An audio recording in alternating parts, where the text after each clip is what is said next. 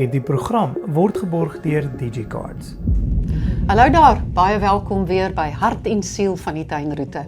Ons kuier vandag weer in Mosselbaai en by my is Leon van Dijk. Baie welkom op Hart en Siel. Bye, donkey. Thank you for the opportunity and also thank you for hosting you at the Joint Operations Centre. I'm the MMC for Community Safety, and my responsibility, which I'm tasked with, is community safety. Obviously, the Joint Operations Centre in which you are sitting right now is a joint initiative to make sure that we coordinate all the functions from a disaster management, from a perspective of traffic and law enforcement. A lot of people normally are aware of the fact that there's a Joint Operations Centre, but they don't know what physically happens within this Joint Operations Centre. Leon, 4 years ago, you said this whole thing started happening. That is just mind-blowing, that up to now we've had all these fires and all these things. How did we cope before this place happened? Very difficult before, because you had a range of people and services distorted or fragmented. What the Joint Operations Centre is doing, it's coordinating all of the facets which might be needed in the case of disasters, or in the case of law enforcement, or in the case of riots. There's a range of aspects which we take care of. So basically anything that is a potential risk for the community of Mossel Bay is handled in the Joint Operations Centre proactively and reactively. Who instigated it? Well, it's an initiative that comes from the municipality in making sure that we coordinate functions, that we create some structures and systems and effectiveness in terms of how we protect and safeguard our communities. Within the building we have what we call an incident room, and that room is taken then up by the responsible person who is responsible for what event or incident it might be. So in the case of fires that you've just referred to recently, that would be the fire chief. He would take the chair, he would make sure that this specific room is activated. He then invites the specific role players to which he would think is needed or are needed, and they would make sure that they then represent various institutions. May it be EMS, may it be other fire departments, may it be legal services, may it be the police. How many divisions do you cover? We've spoken about fire.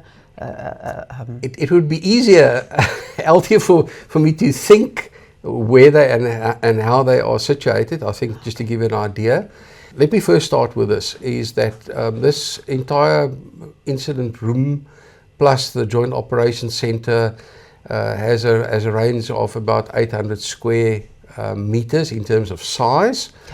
It then constitutes 3 different levels.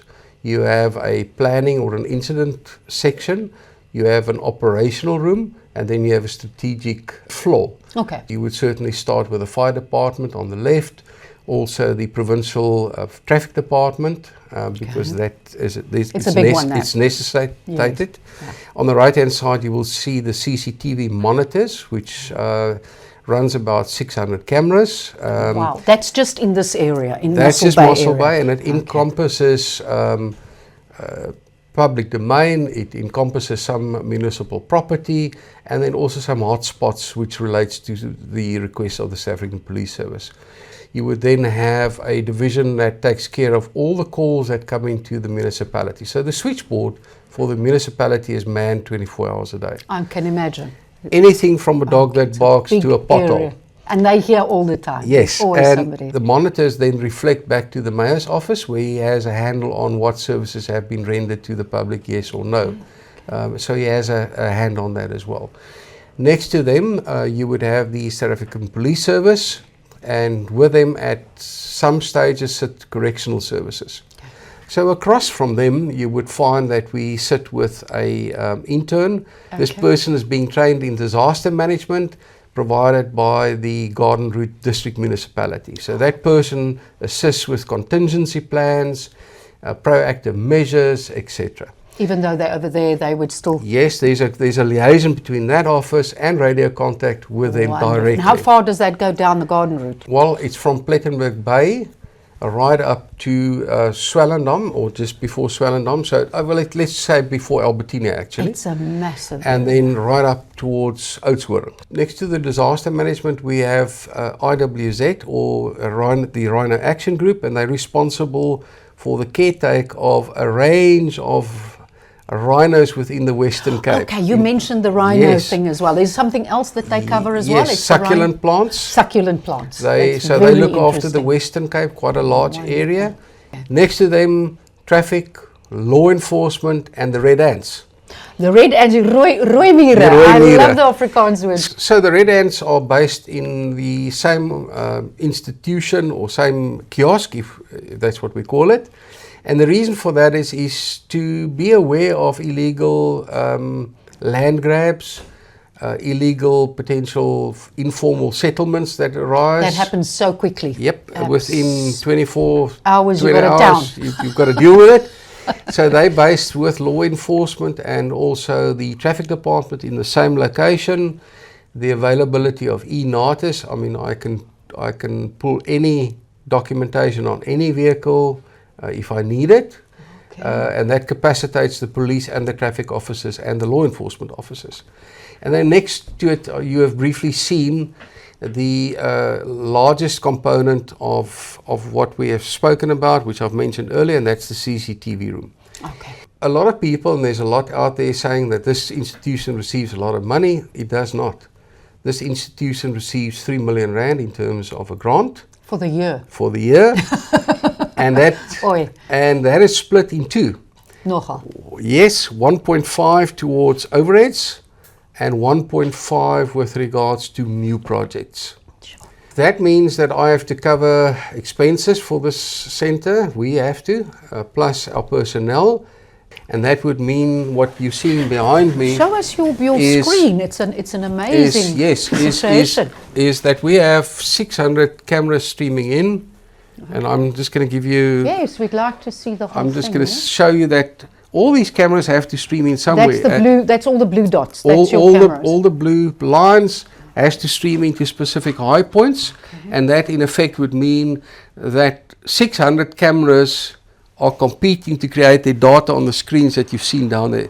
So you've got to manage these systems in making sure that what are you looking for, why are you looking at it, and what are you going to do with the information. So a lot of people think that you can just put up control rooms wherever, but it's governed by way of legislation. What you Okay. do with the information. Info, that's the thing. So yeah? information is correctly stored, information is correctly kept, and it's shared in the correct manner. Will this system, do you foresee that this system could actually expand to George? Because you say there is a small one there. Would it be something that would go the entire garden route? The system is in existence. It is the facility, I think, which we are now trying to replicate. Places like Hessequa is busy with development. As far George is busy with development. Mossel Bay has had a head start since August 2022. So 4 years ago, we initiated Mossel this is Bay. the example. You're That's the setting it now. example. That's awesome. We set specific standards. So yes, I'm going to close off by saying that gives you some idea. But I will just I'll just show you something which tells you. You've seen the links. Yes. You've seen the places where it goes to, and all of those links come here. Okay. But you would see, we would know that our entire network is set up in specific blocks. Okay. So if I would know what is happening, for instance, at Heiderand, I would know that these 4 sites or built-up sites feed into the Heiderand water tower. And it's not only the municipality that's played a role, it's our security partners, like neighborhood watches, farm watches. So there are various models working. So it's a collaborative approach amongst all our safety partners to ensure that we have these systems going. Okay. Leon, thank you so very much. I'm sure that if we had to go into every aspect, we can spend another 20 Hours. minutes per area. But thank you. I think for me, as somebody from outside, it feels awesome that we are beginning to get this safety net over us to stop this thing about crime and the country being just always in trouble. It's nice to know that there are things happening. Thank you so much for your time today. It was a great pleasure in hosting you. We just, I think, wanted to show you as well that the municipality is putting their money where their mouth is. We are ensuring and we are happy that the community entrusts us with what we are doing. With our partners, the South African Police Services, and with our safety partners, community partners, we are making a difference. And as you can see behind me, I've quickly put it on so you can see, is that we have access. I have access. All of us have access to 600 cameras, and that includes the South African Police Service. It's really so really playing a part, really making a difference. So I thank you for the opportunity. Thank you very much, Althea. Thank you too. And to you guys at home, thank you so much for joining us again. We hope to see you next time. Bye.